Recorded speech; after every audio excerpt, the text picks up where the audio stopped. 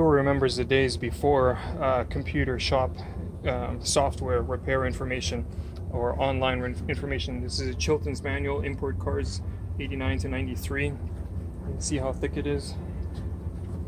Here we've got the Volkswagen section, supposedly covering all models, 58 pages, and just includes generic information on everything that applies. And to be honest, it actually is some useful information. How to remove the ignition cylinder, where to drill, initial specifications, what engine came in which model, how many camshafts, engine codes right here, displacement, what fuel injection system, and then breaking it down some more. Hold on, sorry. What else here? Some more information: compression, horsepower, spark plug gap, diesel engine tune-up specifications is when you used to have to do the valve adjustment. The shims, they were non-hydraulic. Then we've got cylinder orientation. We've got more displacements. What else? Transmission. What is that? Pints. Sorry, that's fluid level, fluid capacity. What else? Again, this is all tune-up information. Here we've got wheel alignment information, and then we start going into or getting into actual mechanical repairs. And again, not very picturesque or filled with pictures, but a lot of stuff again is the major stuff is labeled and shown. Here you can see exploded view of the VR6 intake manifold, valve cover, and then obviously designation of what is what, you know, and then step-by-step valve lifters remove and install, blah blah blah, intake manifold, exhaust manifold. So yeah, this is what I started with back in 91, 92.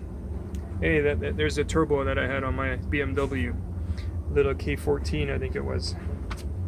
So anyways, 58 pages. Nowadays 58 pages is just one service manual for interior trim basically, or exterior or whatever. So we're definitely lucky nowadays with what we have compared to back then. And back then, yeah, I was amazed that we were able to get stuff done. And it's only getting harder nowadays, so the more information we have, the better. Just thought I'd let you guys in on how things used to be.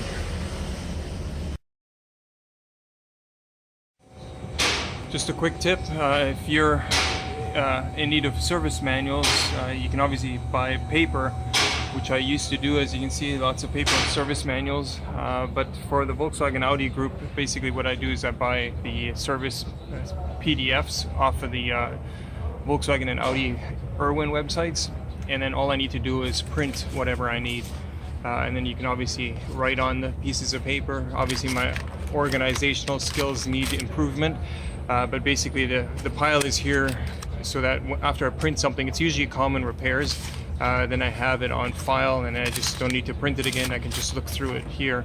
But like I said, if I were a bit better organized, it would look better. Plus, it'd be quicker retrieving stuff. Sometimes I don't even bother with this. I just go over to the computer, I find the file, and then print it via the printer. Paper manuals are great, but and that's why I print these. But you know, getting service manuals dirty and then also them tearing, it's kind of a shame. You know, there's over $1,000 here in service manuals, and keeping them clean is one issue, and then sometimes you do want to mark stuff up. So anyways, that's my tip for service manuals. Get them in digital form if you can, and then print what you need.